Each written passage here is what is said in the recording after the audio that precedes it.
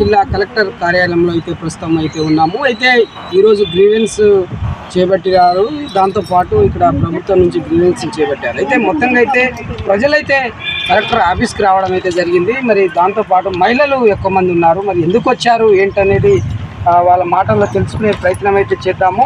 అమ్మ, ఏంది ఎందుకు వచ్చారు ఇక్కడ కలెక్టర్ ఆఫీస్కి? ఏంటి అసలు ప్రధాన కారణం ఏంటండి? సార్ నమస్తే సార్, మా అయ్యగారు పెట్టుకుని అమ్మ చెప్పండి, మాట్లాడమ్మా. సార్ మేము ఇండ్ల గురించి వచ్చినాం సార్. ఇండ్ల గురించి వచ్చినాం సార్. ఇండ్లు మాకు ఇప్పించినప్పుడు ఒక సంతోషం ఉండే సార్. ఒక సంతోషం ఎట్లా అంటే మాకు అసలు ఇల్లు వచ్చింది, లేని వాళ్ళకి ఇల్లు వచ్చిందని ఎంతో సంతోషపడ్డాం. ఆశపడితే మాకు 5 సంవత్సరాలు 6వ సంవత్సరం పడ్డా సార్. ఇప్పటి వరకు మాకు ఇల్లు ఒక స్లాబ్ వేసి వదిలి పెడితే దాని చుట్టూ పట్టాలు కట్టుకొని ఉండి బతుకుతున్నాం సార్. మేము అప్పులు తెచ్చుకొని ఫస్ట్ టైం 1,30,000 1,10,000 ఇచ్చినాం సార్. మేము అయినా మా పైసలు పోతామే అనుకొని కూడా మేము అప్పు తెచ్చుకొని ఇచ్చినా కూడా అప్పు అక్కడ బుడేటట్లేదా, ఇల్లు ఇక్కడ కంప్లీట్ అయ్యేటట్లేదా. మరి మా బాధ ఏం సార్? అయ్యగారిపల్లి అంటే డోర్నకల్ కాన్స్టిట్యున్సీ కింద వస్తుంది. అవును సార్. అయితే ఇది రెడ్డి నాయక్ దాని కింద వస్తుంది కదా? అవును సార్. అయితే గత ప్రభుత్వం బీఆర్ఎస్ ఉన్నప్పుడు మీకు ఇల్లు ఇచ్చారా? అవును. అప్పుడు వాళ్ళు డబ్బులు తీసుకున్నారా? వాళ్ళు అప్పుడే. ఎవరు తీసుకున్నారు? కాంట్రాక్టర్ ఎంత తీసుకున్నాడు? 1,10,000 తీసుకున్నారు సార్. తీసుకొని మరి మీకు ఇల్లు పూర్తి చేయలేదు? ఇల్లు పూర్తి కదా అసలు. ఇల్లు ఏమైనా ఒక స్లాబ్ మటుగా వేసి వదిలిపెట్టిరు, ఇక పిల్లర్లు పోసి స్లాబ్ వేసి వదిలిపెట్టిండు. ఇక నాకు బిల్లులు రాలేదు, నేను కట్టలేను అని ఆయన ఎత్తేసిండు సార్. ఇప్పుడు ఎత్తేసారని మేము ఏం చేసినాం, మాకు ఎట్లా ఉండాలి ఏం కథ అని పట్టాలు కట్టుకొని మరి 1 సంవత్సరం అంతా గడుపుకొని మళ్ళీ అప్పు సప్పు తెచ్చుకొని మా సొమ్ముల కంచి గుద పెట్టుకొని మేము మళ్ళీ ఇప్పుడు గోడలు కట్టుకొని అట్లా బతుకుతున్నాం సార్. మరి మాకు ఆ బిల్లులు ఇప్పియండి కాస్త దయచేసి. ఏమంటున్నారమ్మా, మనకు స్థానికంగా గతంలో రెడ్డి నాయక్ అక్కడ ఉన్నారు, మీరు 4-5 సార్లు గెలిచి ఉన్నాడు, మీకు రెడ్డి నాయక్ బాగా తెలుసు కదా. ఆ డబుల్ బెడ్రూమ్ అనేది రెడ్డి నాయక్ గా మీకు ఇప్పించింది. మరి ఏమంటారు, రెడ్డి నాయక్ ని కలిసిరా ఎప్పుడైనా? ఇంకా కలిసినా కానీ నా ప్రభుత్వం లేదు కదా, ప్రభుత్వం ఒక చేతులు ఉంది కాబట్టి ఇప్పుడు నేను ఏం చేయలేను అంటాను సార్. చేయలేను అంటాడు. మరి కాంట్రాక్టర్ అంటాడు ఇప్పుడు మా బిల్లులు రావట్లేదు నేను చేయను అంటాడు. కానీ ఆయన మరి ఎంత బిల్లులు ఎత్తుకున్నాడో ఏమో మాకు తెలియదు సార్. మరి మేము ఇక్కడ కలెక్టర్ ఆఫీస్ కాడికి మరి మేడం కలవడానికి వచ్చినాం. మరి మాకేం న్యాయం చెప్తారో చెప్పండి సార్. మరి మాకైతే కట్టుకోవడానికి కూడా సోమత లేదు, మేము పేదవాళ్ళం. మేము ఇప్పుడు స్థానికంగా రామచంద్ర నాయక్ గారు కాంగ్రెస్ పార్టీ నుంచి గెలుచున్నారు. అయితే ఈ బాధని తను మీ దగ్గర ఓట్లు అడగడానికి వచ్చినప్పుడు మీరు వాళ్ళకి చెప్పారా? చెప్పినా సార్. మేము చెప్పినా బిల్లు ఇప్పించే బాధ్యత నాదమ్మా అని చెప్పిండు. ఓట్లు అడుక్కున్నాడు, వేసుకున్నాడు. అప్పటి నుంచి ఇప్పటిదాకా మాకు ఏది లేదు సమాధానం. మళ్ళా మాకు ఇవ్వలేదు, చేయలేదు సార్. మీరు దయచేసి మాకు ఒక ఇంట్లో బిల్లు ఇప్పియండి సార్. మీ సమస్య ఏంటి? మాది అదే బాధ. ఇల్లు కూలగొట్టినాం ఇస్తాను అంటే సంబరాలు. ఇల్లు కూలగొట్టి ఇల్లు కూలగొట్టుకున్నాం. ఎన్ని సంవత్సరాల కింద కూలగొట్టినాం? 6వ సంవత్సరం. 6వ సంవత్సరం. ఇలాగనే ఉందా పరిస్థితి? ఏమైనా బిల్లులు వచ్చినాయా? బిల్లులు మా చేతికి ఏం లేదు, కాంట్రాక్టర్ గొప్ప చెప్పినాం. గొప్ప చెప్తే ఆయన తీసుకుంటాడో తెలుసుకోవట్లేదు. ఫస్ట్ ఇడతా మాకు 1,10,000 ఇస్తే నీ బిల్లు మొదలు పెడతాను. 1,10,000 ఇచ్చిన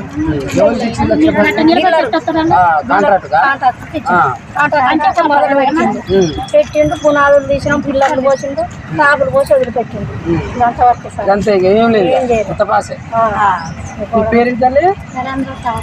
చెప్పు, ఎందుకు ఇక్కడ కలెక్టర్ ఆఫీస్కి వచ్చింది? ఇళ్ళ బాధే సార్. ఏందమ్మా చెప్పు. ఇల్లులు కట్టకుండా పోయింది సారు.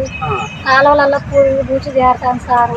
6 సంవత్సరం సారు. చిన్న పిల్లగాళ్ళని వేసుకొని తంటున్నాం సార్. పురుగు పూజ చేరుతుంది, అప్పులు తెచ్చుకొని కొప్పులు తెచ్చుకున్నాం సార్. అదైనా మాకు ఇల్లు కావాలి, బిల్లు కావాలి సార్. ఇప్పుడు ఎవరిని అడుగుతున్నావు? ఇక్కడికి వచ్చినాం సార్, ఆఫీస్కి వచ్చినాం. ఇప్పుడు మేడం అడుగుతానికి వచ్చినాం సార్. కలెక్టర్ అమ్మ, అంతకు ముందు మీరు ఏమైనా ఇచ్చిర్రా వినతి పత్రం? ఈ రోజే ఫస్టా? ఇప్పుడు ఎంతమంది మీకు ఇల్లు రాకుండా ఉన్నారు? 30 మంది మొత్తం మహిళలు వచ్చారు. ఎక్కడికి? మరి గత ప్రభుత్వంలో ఇచ్చిన బీఆర్ఎస్ ప్రభుత్వం ఇచ్చిన ఇల్లులు వీళ్ళు మేము ఇస్తామన్నాయి, మరి ఏమైనా హామీ ఇచ్చారా మీకు? ఎవరు ఇచ్చారు? సర్పంచ్ ఎవరు?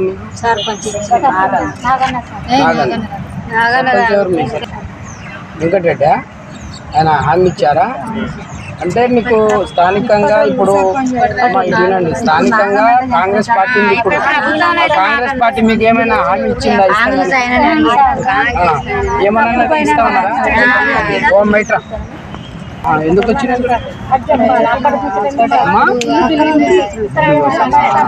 అయితే ఏమంటున్నారు ఇక్కడ మరి? అక్కడ ఏమన్నారు మీకు? గతంలో ఇల్లు మీకు బీఆర్ఎస్ లో ఇచ్చారు, మరి కాంగ్రెస్ వాళ్ళు మరి మీకు ఇల్లు ఇస్తామని అప్పుడు హామీ ఇచ్చారు ఏమైనా? బిల్లులు ఎన్ని ఆగినా అందిస్తామని ఓట్లకు వచ్చినప్పుడు అడిగారు చెప్పేసి ఎవరిని అడిగినా ఓట్లు వచ్చినాయి? ఎవరు అడిగారు మీ దగ్గర ఓటు? సర్పంచ్. మీ సర్పంచ్ పేరు? ఇప్పుడు సర్పంచ్, పోయిన సర్పంచ్, ఇప్పుడు సర్పంచ్. పోయిన సర్పంచ్ వెంకరెడ్డి, ఇప్పటైనా నాగన్న. ఎవరు కాంగ్రెస్ తో గెలిచిందా? గతంలో బీఆర్ఎస్ వెంకరెడ్డి. వెంకటరెడ్డి. ఇప్పుడు ఈ 1,10,000 చిల్లర తీసుకున్న కాంట్రాక్ట్ పేరేంది? ఆయన పేరు వెంకన్న. మీ ఊరేనా అండి? మొలగూడమా? ఇక్కడమ్మా మీ పేరేందమ్మా? చెప్పమ్మా, ఎందుకు వచ్చామ్మా? బాధ ఏంది? ఇల్లుల కొరకు రమ్మంటారు. ఇల్లుల కొరకు 1,10,000 కాంట్రాక్ట్ తెచ్చినాం సార్. కాంట్రాక్ట్ ఇప్పుడు స్లాబ్ పోసిందో వదిలేసింది సార్. మేము గొడవలు కట్టండి అంటే కట్టం, మనకు బిల్లులు రాలేదని ఉంటుంది సార్. ఎవరికి అడిగి పోయి మాట్లాడుకుంటా నాకు సంబంధం లేదు. అయితే అటు ఇటు తిరగంగా ఎవరు బతలాడితే ఒక తోలినోళ్ళకు ఇసుక తోలిండు, వేస్టోళ్ళకు సిమెంట్ కట్టలేసింది సార్. అంటే మీరు కూడా లక్ష ఇచ్చిరా? ఎంతమంది ఉన్నారు ఇప్పుడు మీరు లక్ష ఇచ్చిన వాళ్ళు? 30 మంది. చూశారు కదండి, ఇది పరిస్థితి. గతంలో బీఆర్ఎస్ ప్రభుత్వం ఉన్నప్పుడు డబుల్ బెడ్రూమ్ అనే ఒక మంచి పథకాన్ని కేసీఆర్ చేపట్టిన పరిస్థితి. దాని తర్వాత ఇక్కడ స్థానిక ఎమ్మెల్యేల చొరవతో కాంట్రాక్టులు కొంతమంది దళాకారులుగా మారి పేద మధ్యతరగతి కుటుంబాలకు సంబంధించిన వాళ్ళ దగ్గర 1,20,000 రూపాయలు వాళ్ళ దగ్గర నుంచి తీసుకున్నారు. కానీ 4 నుంచి 5 సంవత్సరాలు అవుతున్నా కూడా ఆ 1,20,000 ఇటు రాలే. ఆ డబుల్ బెడ్రూమ్ అక్కడే ఆగిపోయింది. ఇది పూర్తి స్థాయిలో తెలంగాణ రాష్ట్ర ప్రభుత్వం ఉన్నప్పుడు జరిగిన పరిస్థితి.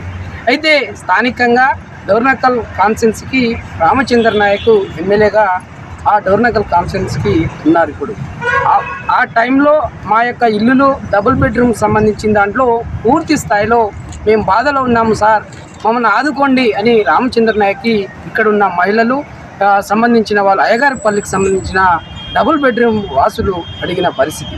ఆనాడు గెలిస్తే మేము ఇచ్చిన హామీలను పూర్తి స్థాయిలో మీకు న్యాయం జరుగుతుంది అని రామచంద్ర నాయక్ హామీ ఇచ్చారు అని ఇక్కడ స్థానికులకు సంబంధించిన అయ్యగారిపల్లికి సంబంధించిన వాళ్ళు, డబుల్ బెడ్రూమ్కి సంబంధించిన వాళ్ళు చెప్తున్న పరిస్థితి. మరి బీఆర్ఎస్ ప్రభుత్వం చేసిన తప్పులను కాంగ్రెస్ ప్రభుత్వం సరిచేస్తుందా లేదా అనేది లేచి చూసే ప్రయత్నం చేద్దాం. T9 ప్రతినిధి సీతారాంతో మహబూబాబాద్ జిల్లా కలెక్టర్ ఆఫీస్ నుంచి.